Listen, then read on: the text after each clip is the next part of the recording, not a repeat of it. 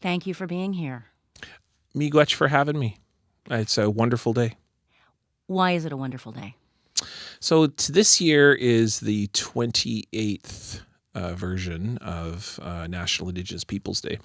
And it's a day that, I'm proud to say that it's a day that I think is coming back. I think it's lost a lot of its luster because most of the energy has been put, and there's a lot of debate actually, over where to put the Truth and Reconciliation Day, or the day that honors residential school survivors, which of course is September 30th, also known as Orange Shirt Day. And I think that the energy has been really taken away from National Indigenous Peoples Day. And this was the first version, especially since we've, coming out of this pandemic, that I think we've put energy back into this day. This is the first day I've seen a real wide scale, the kind of commitment that we had in the 1990s and the 2000s, in which we recognized the contributions of Indigenous peoples, First Nations, Inuit, Metis.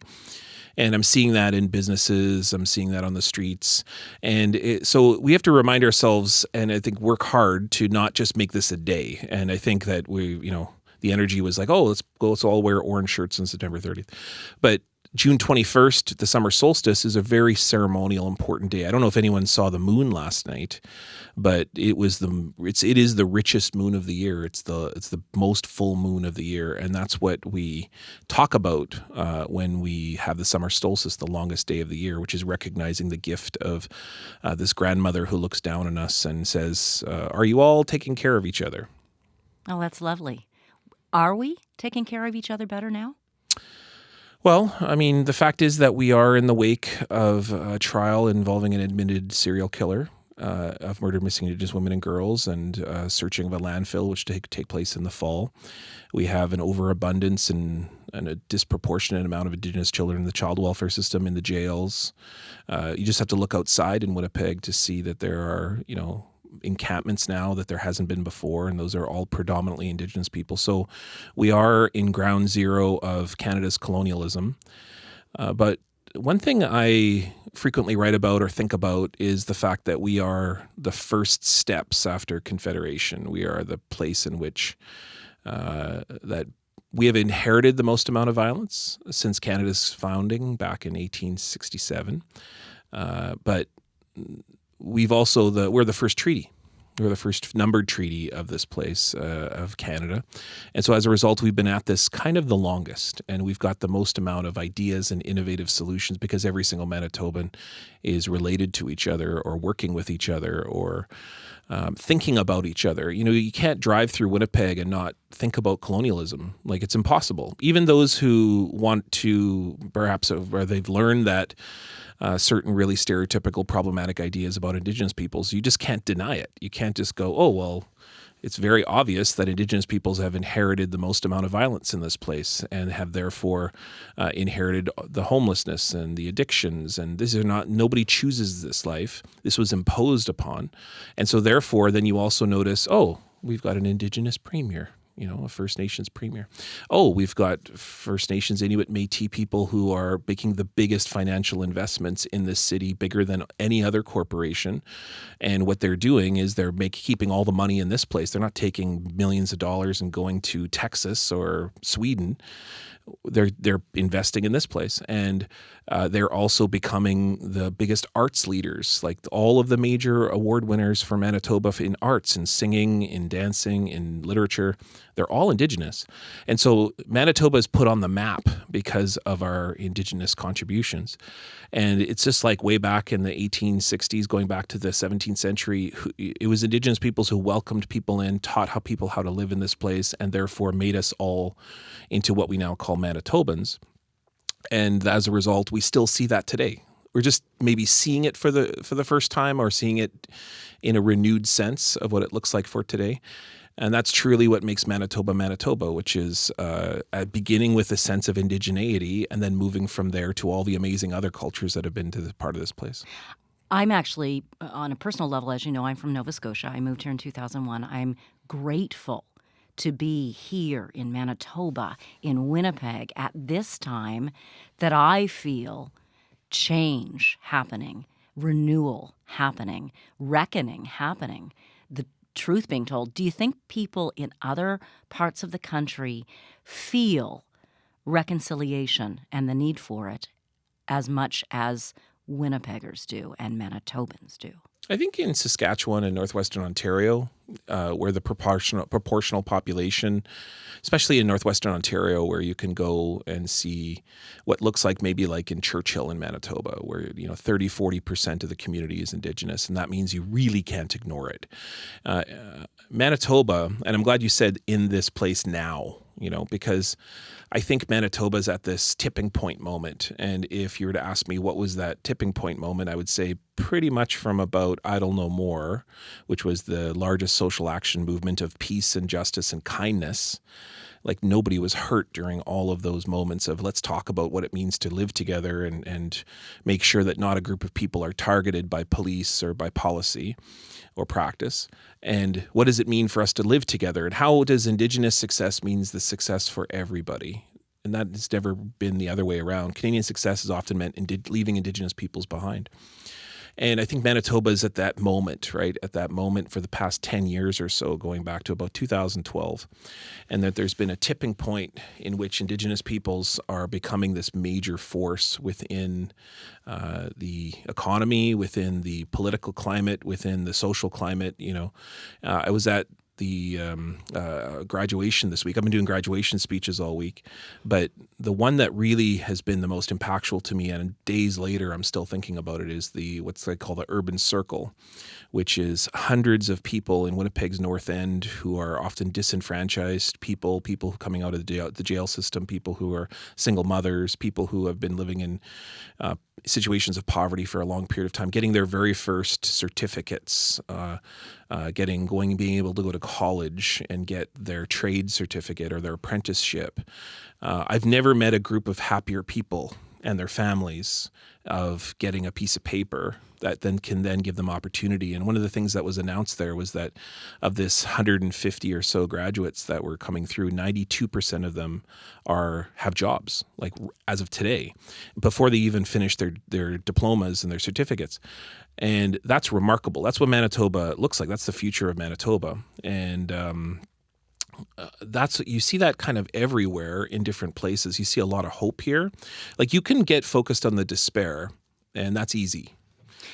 I've always noticed we have incredibly strong grassroots. We've always had hope. I'm sorry, I didn't mean to stop you. Oh, no, I mean to I jump completely in there. agree. Hope, it lives here. And in the most direst of circumstances, that's the thing that has always blown me away about our community. I grew up during the time of Oka. And I don't know if you remember in 1990 in Manitoba, two things happened. One was Elijah Harper's no to the Canada's Constitution, Meech Lake. And then second is that the land standoff in resistance movement in Oka, Quebec, with the Ganawaka, Ganasatake, Mohawk people. That famous picture. Between the army soldier. officer and the American Indian Movement activist. That moment in the country was where things were very combative. And in lots of ways, it would be easy to fall into despair because what you saw at the end of Oka were mass arrests. And what you saw at the end of Meech Lake were a lot of people very angry at Indigenous peoples. But yet, I remember my parents taking me to the occupation at the Manitoba Legislature, which was this beautiful, beautiful camp where people were singing, people were sharing, people were offering medicines to everybody walking by. And this wasn't like only Indigenous event. There were hundreds and hundreds of non-Indigenous peoples there. That really profoundly impacted me in realizing that this is really talking about everybody, like all Manitobans. And I saw a similar vibe a few decades later as I was an activist, and the tragedy of Tina Fontaine and the horrendous moment our community experienced when this young Indigenous woman who's disenfranchised by the system, turned away by everybody, didn't trust the system, rightfully so, and ends up in the Red River and is through dubious means, nefarious means. And no one's been ever held to account by that. And there's lots of reasons to get angry, and there's lots of reasons to get sad about that. But on the night that just a few days after her remains were found in the river, thousands of Winnipeggers went down to the Forks and said, "This is our daughter, this is our niece, this is our sister, this is our young relative." And many of them were non-Indigenous. Many of them were from other Indigenous nations, but predominantly they weren't just from Saugeen, and they weren't just from people who knew Tina. They were from all of us. And that is a truly Manitoba night. That was a night in which I saw decades of work that goes all the way back to that camp at the Manitoba Legislature in 1990, and the realization that everybody is a part of everyone's lives in this place. I remember walking. I was one of the people who was there, just walking in a group, and it felt powerful. It's a memory I have that I will carry. Just being I loved seeing the community together, and that's where our strength is, right? When we come together. Well, that's the vision of treaty. Like, that was what it was supposed to look like every day, all the time. But because of policies, many of which that were made elsewhere in Ottawa, we've been taught to see each other as different or oppositional, or what I often call as friends, because you can treat friends very badly and still somehow call them or imagine they're your friends. But treaty was meant to make family. And they're meant to make each other, we're supposed to look to each other and have our children marry each other and live together and then learn. One of the visions in Treaty 3 was that the children of each community would go and learn from the elders of the other community. And while that certainly has happened for Indigenous peoples coming to Canadian people, schools, education systems, and so on, forcefully or unforcefully, it has never happened the other way around, really. And we might be seeing that now. We might be seeing that on a radio show like this. We might be seeing that in a newspaper. We might be seeing that in the books that we're producing, or the universities where we have a mandatory Indigenous credit requirement. Like, we might be seeing what was supposed to be way back in 1871 at the signing of Treaty 1. We might be seeing that now here in 2024. The Indigenous intention of those treaties. Or, unfortunately, the other folks who signed them are may not have teaching been the thinking newcomers how to live in this place and what it means to be a member of this place. What does it mean to inherit this beautiful land that we live in? And what does it mean to live in relationship with the water? And I think we have a great uphill battle in that regard, because the environmental crisis is unbelievable. Information Radio this morning put out a call asking people to tell us what you're proud of. And we got a call that I'd like to play for you now. My name is Shirley Delorme Russell. I am a very proud Indigenous woman, and my name tells you so much about me. Shirley tells you that I was born in the 70s, and I do not know where Laverne is. Delorme is my mama. My mama is Red River Métis, from the very heart of the Red River Métis Nation. We are Delormes and Ducharmes and Desjardins. We are from St. Norbert. We're from St. Rita. We're from St. Laurent. And then eventually my mom was raised smack in the center of the city, which is where I was raised and my children were raised. Russell is my dad. My dad has his father's name, who's from England, but my dad is an Anishinaabe from Blind River, and he was raised in the land of the sleeping giant. My dad is an Anishinaabe man from Saugeen's women. Oh, I am so proud to be a very proud Métis woman and a very humble Anishinaabe Kwe. I have raised my children in my territory, which is my mama's territory, and they, as Red River Métis babes, with an Anishinaabe papa and an Anishinaabe dad from Serpent River, Ontario, they have learned to be strong, proud Indigenous kiddos. They're actually adults now. But and what I do on National Indigenous Peoples Day is I actually be quiet. And I take care of me. I don't teach. I don't volunteer. I don't go to the forks. I just restore. Hard work sometimes to be a very loud, proud Indigenous woman and a very humble, loud, proud Métis woman and a very humble Anishinaabe Kwe. So that's what I do on this day. I rest and I restore. Kinanaskamet and CBC, Kitty Magwet, and Gitty merci. Thank you. Thank you. Thank you, Chi Miigwech, for calling. What a beautiful amount of energy she carries. Absolutely. And like very typically, the Indigenous world, while vast, I mean, there are hundreds and thousands of us in Manitoba alone, 1.8 million nationally. No surprise, I know Shirley very well, and having worked with Shirley at the Manitoba Métis Federation, she was the librarian for a long time and head of collections over there in the Louis Riel Institute, but now is at the University of Manitoba, so sort of see her regularly as she takes classes there. But, I think one thing that's really indicative of what Shirley's call is that we're deeply tied together, and it's really, the Métis who, of course, we now have recognized that Louis Riel is the first premier, even though he wasn't called the premier at the time, but he's now been, by the Manitoba government, recognized as the first leader of this province. And then later John Norquay, it's significant that the first two leaders of Manitoba are Métis people, because it's the Métis people who made a declaration of independence way back in 1869 and claimed that this territory would be autonomous. We would have our own identity. We would not just be subservient to the forces of the East and Canada, and we certainly wouldn't be just subjects of the British Empire, that we would be people who are proud of ourselves and proud of who we are as people who come together. And the piece that I'm writing for the Free Press, which will come out at some point, and I invite everybody to read it, that's called Shameless Self-Promotion right there, is about the fact that the Métis flew the first flag. Actually flew 9 of them in the first months of their provisional government. And while there was a Union Jack just before that, that's the Northwest Company, Hudson Bay Company, and then following 1870, the Manitoba Act, there is the Manitoba emblem with the Union Jack in the corner. It was that period of 9 months in which the Métis were really forming the basis for our identity. They used multiple languages in the government here. Indigenous languages were as much a part of English and French. And then on top of that, they were imagining what does it mean for us to come together. And it's significant that on that flag isn't a Métis symbol. It's actually a fleur-de-lis.